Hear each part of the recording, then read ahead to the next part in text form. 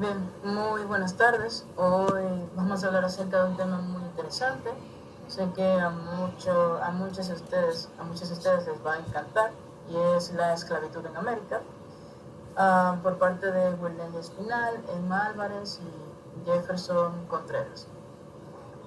Antes de iniciar, me gustaría compartir con ustedes un fragmento del poema La travesía hacia el Atlántico de Robert Hayden, que relata un suceso o un incidente que ocurrió mientras un navío iba transportando esclavos hacia Estados Unidos. Se sublevaron, tomaron el control del barco y al final fueron perdonados.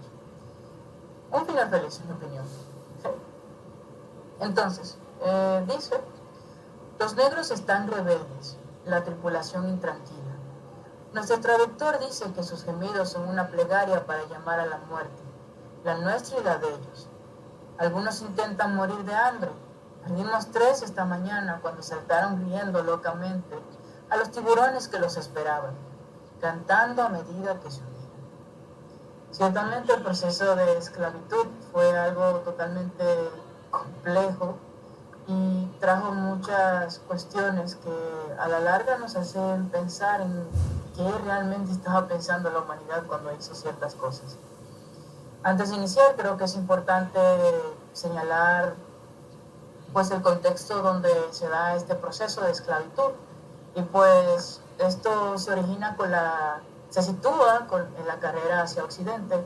Países como Portugal y España, estas potencias, después de que el canal o la ruta de la seda fue cerrada por los turcos, decidieron buscar nuevas rutas de comercio para poder relacionarse con la India.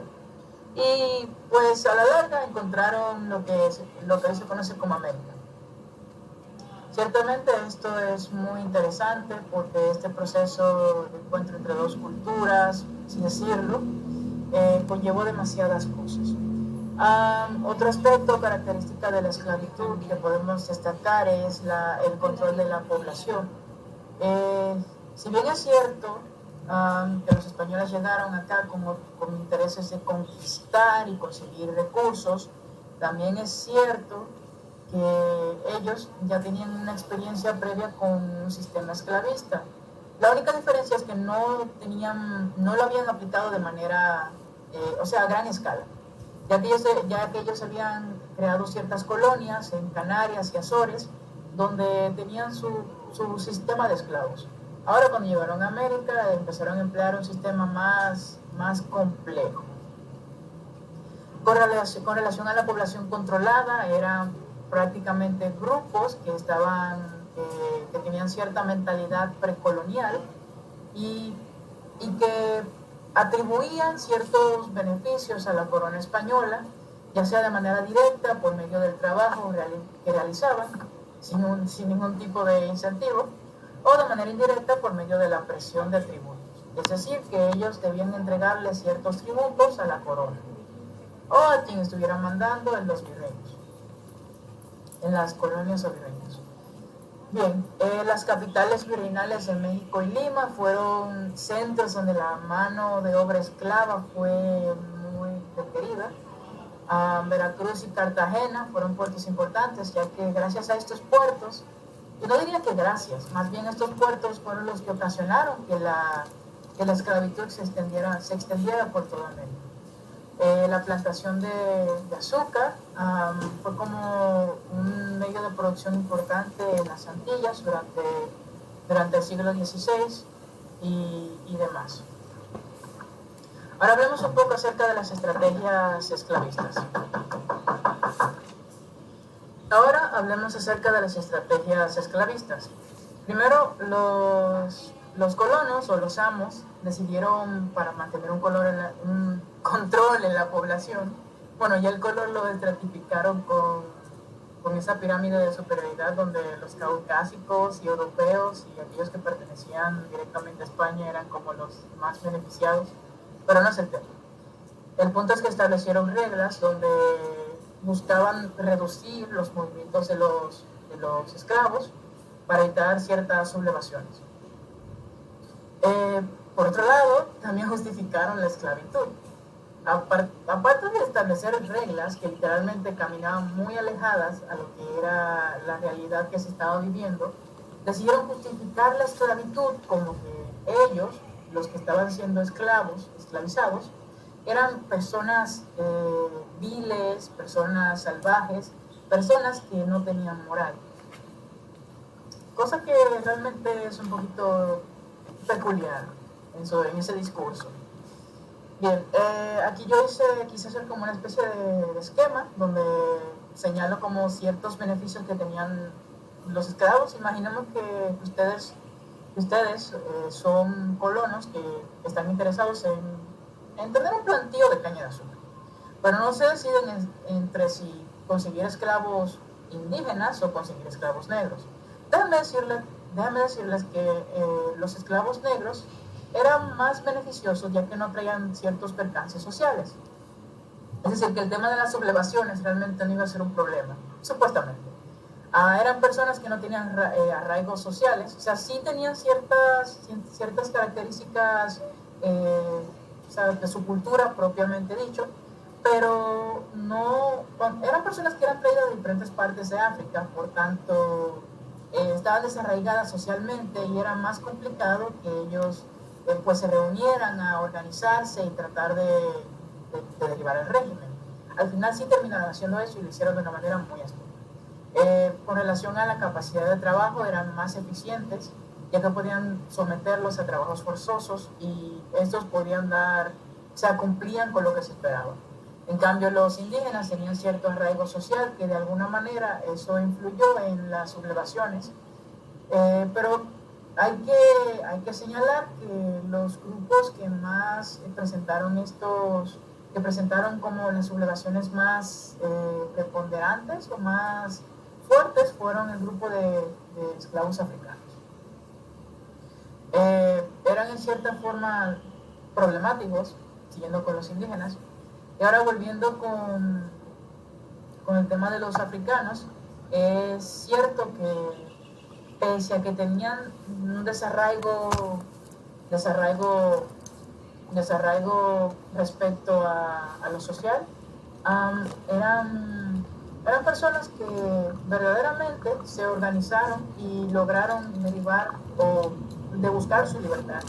Porque al estar en desacuerdo con las normas y con el trato que se les quería dar, muchos de ellos huyeron al monte, allá se empezaron a organizar, y allá crearon un sistema social muy diferente con ideas de libertad. También hubo otros grupos de esclavos que para mantener su estatus prefirieron seguir las concepciones o los deseos de sus amos, cosa que en cierta forma sí era conveniente porque primero no estarías yendo en contra no estarías yendo en contra del régimen imperante y eso evitaría castigos como daño, violencia física o muerte. Y segundo, el trato que tú recibirías no lo estarías perdiendo. Pese a que tú eres un esclavo, tú si estabas de acuerdo con lo que el régimen o las reglas establecidas por la colonia eran llevadas a cabo, pues tú ibas a ser bien tratado, entre comillas, pero no perderías tu estatus de esclavo, obviamente. Eh, y básicamente en esto se resumen pues las estrategias esclavistas y las diferencias entre esclavos y pues la esclavitud en América. Ahora vamos a conocer el origen de los esclavos y algunas de las estrategias de los esclavistas. El origen de los esclavos se da bajo la demanda de mano de obra, la cual permitió que los mercados se reabrieran y de esa forma explotar los recursos naturales y agrícolas. Dígase la exportación de los cultivos, tales como el tabaco, el algodón, el café, entre otras cosas, por lo que estos trabajos requerían una gran cantidad de trabajadores. Además, esa parte de la esclavitud proporcionaba una fuente de trabajo que era intensivo para los pueblos colonizados y obviamente de bajo costo.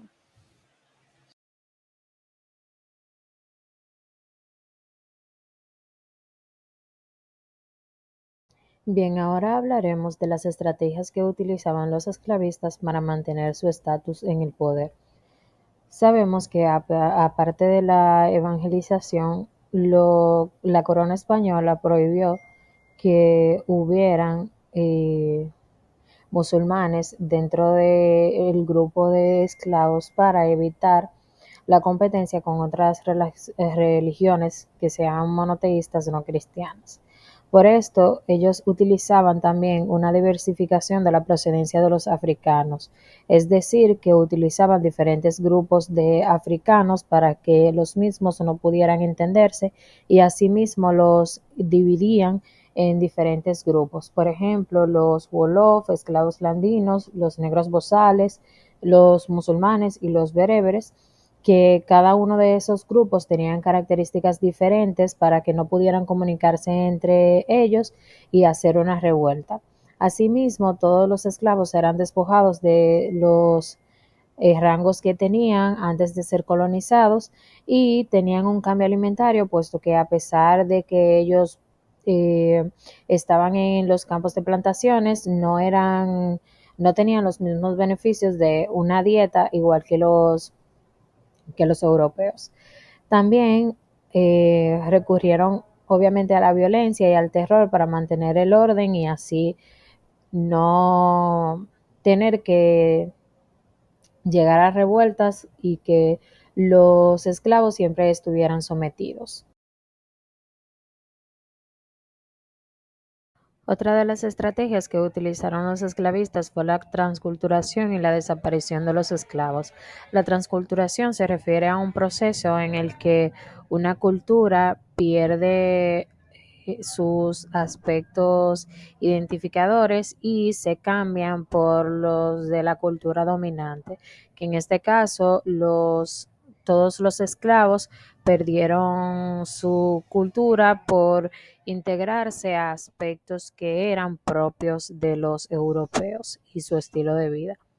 También en el año 1789 se estableció el Código Negro Carolino, el cual le permitía a los esclavos tener una cédula de instrucción circular, el cual le permitía algunos aspectos de la educación, como aprender el idioma a través de diferentes métodos y la ocupación de los esclavos. De esta manera se regulaban algunas de las cosas, por ejemplo, la alimentación y el vestido de los esclavos, como una manera en la que ellos pensaran que tenían beneficios para seguir siendo sometidos y que de cierta manera no pudieran doblegarse. Otro aspecto que prevaleció mucho en este proceso de colonización fue la religión y la esclavitud. Ahora vamos a compartir algunos de los aspectos que se dieron en estos dos ámbitos. Según lo que se conoce, el primer contacto que tenían los esclavos con el cristianismo se daba en las costas africanas, puesto que antes de ser embarcados para trasladarse a sus lugares de trabajo, se bautizaban, porque de esta manera se suponía que en caso de que ellos murieran, sus almas pues disfrutarían de alguna como presencia divina o religiosa. Ese Esta manera de evangelización, como ellos tenían diferentes idiomas, utilizaban intérpretes que le pudieran traducir las interpretaciones de los sacerdotes. De esta manera ellos podían entender la palabra religiosa y asimismo las personas que se doblegaban para ir a los templos pues eran fusilados. Por otro lado, está el castigo y la esclavitud. El castigo físico en esa época era como una herramienta esencial para así mantener el control de las sociedades esclavistas. Era como que la violencia y la coacción eran inherentes al funcionamiento de esa esclavitud. Ese castigo se aplicaba de manera indiscriminada para instigar miedo y obediencia. En el amo mostraba su poder absoluto a través del castigo, elevándose así como una figura casi divina, como una deidad. El castigo que se utilizaba reflejaba el poder ilimitado y arbitrario que tenía el amo sobre sus esclavos, haciendo que se generara un sentimiento de inferioridad y de sometimiento en donde los esclavos quedaban despojados de cualquier referencia de justicia o de cualquier equidad que tuvieran ahí. También está la iglesia y la coacción. En el castigo y la esclavitud, en primer lugar, la iglesia obedecía la dominación, porque justificaba el castigo como que era necesario para la salvación de las almas, y utilizaban como una paradoja en donde castigaban a los cuerpos mientras le prometían a ellos, a los esclavos, la salvación espiritual. Y en la coacción era que el Estado apoyaba a los amos con recursos coercitivos para así sofocar cualquier intento de libertad. Por ejemplo, la legislación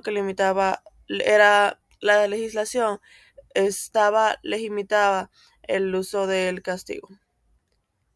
Como artefactos para el castigo, tenían diferentes métodos, que eran, por ejemplo, el látigo, los latigazos que provocaban heridas graves para así poder delimitar a los esclavos, el grillete y el cepo, que estos más bien limitaban el movimiento y causaban muchísimo dolor. Así como también las mutilaciones, que eran como le proporcionaban deformaciones permanentes que servían como métodos de advertencia. Estos métodos o los castigos que utilizaban estos métodos tenían también sus desventajas porque disminuían la eficiencia laboral que tenían los esclavos y que también los mismos esclavos a veces provocaban esos castigos para que disminuyera su capacidad de trabajo, como así en forma de resistencia. Las estrategias de control que estos como que promovían era el paternalismo y el terror. Básicamente, el paternalismo era como el trato benevolente para algunos esclavos, como que siendo generoso o haciéndole creer a los esclavos que era como una protección, como una sensación de protección, en donde la mayor parte del tiempo eran amenazas de castigo o de cambio de rol para así mantener el control. Por ejemplo, le decían a los esclavos, tenían como los esclavos favoritos o los esclavos líderes que vigilaban a esos esclavos, haciéndoles sentir como que están en protección o que tienen algún rol por encima de los demás. Y el terror, que con el terror ellos aplicaban unos castigos extremos para así infundir miedo y asegurar la sumisión. Utilizaban algunos esclavos referentes para así aplicar esos castigos extremistas para que los demás esclavos tengan como un referente y sientan la sensación del miedo y así trabajar arduamente para que no tuvieran esos mismos castigos. Y así también como alternar esos métodos que mencionamos anteriormente, lo del grillete y esas cosas, para mantener a los esclavos en un constante sentimiento de incertidumbre. Cambiando de tema, también está la resistencia a la esclavitud, que primero es como que América era un continente que tenía muchas visiones. Por ejemplo, están la de los piratas. Los piratas eran hombres libertarios que creían en la hermandad sin la bandera. También están los masones, que eran los revolucionarios, que ellos eran como emigrantes en busca de un lugar para establecer sus utopías. Y los esclavos, que eran los que representaban la resistencia y el enfrentamiento contra esa opresión. Por ejemplo, el Caribe, que era donde básicamente se desarrollaban estas referencias, era un lugar de muerte y de cadenas, pero también de enfrentamientos, que ahí es donde comienza lo de los cimarrones, que eran como que esclavos fugitivos que lograron imponerse sobre sus amos, haciendo así fiestas y rituales como formas de resistencia y comunicación. Estos impactos que tuvieron el castigo son los que hicieron que se fuera posible lo del el cimarronaje y la resistencia, porque cada castigo y humillación reforzaba la unidad de ese grupo y cosas así por el estilo.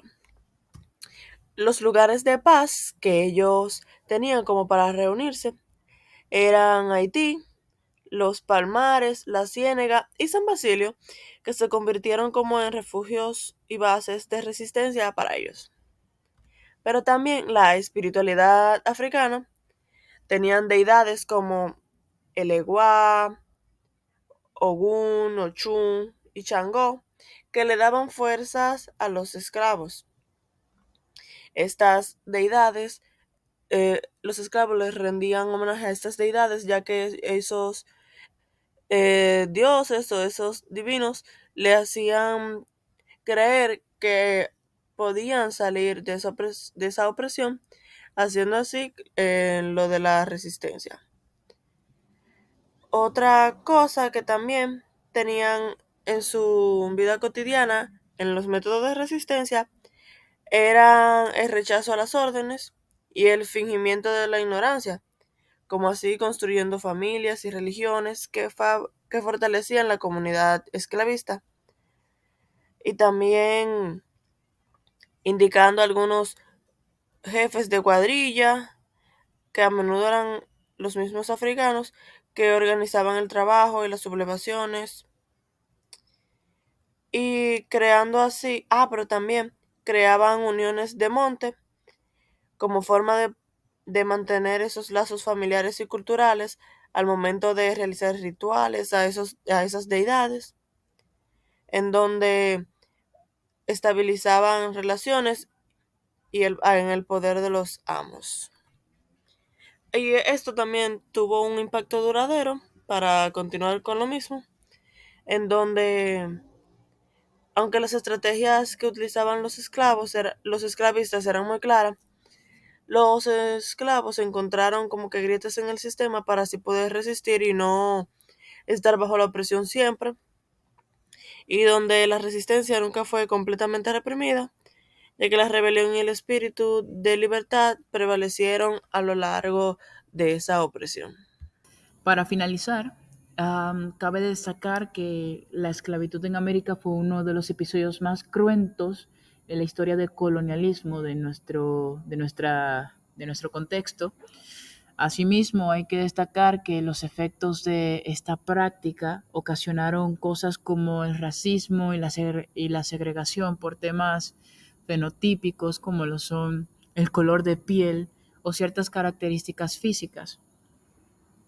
Ciertamente esta práctica no solamente ocasionó esos problemas, sino que desestabilizó a todo un continente, dígase África, que era el principal proveedor de esclavos, ya que los imperios o las tribus de la época se dieron cuenta de que era más rentable vender a los esclavos que mantenerlos encerrados tras ganar una guerra.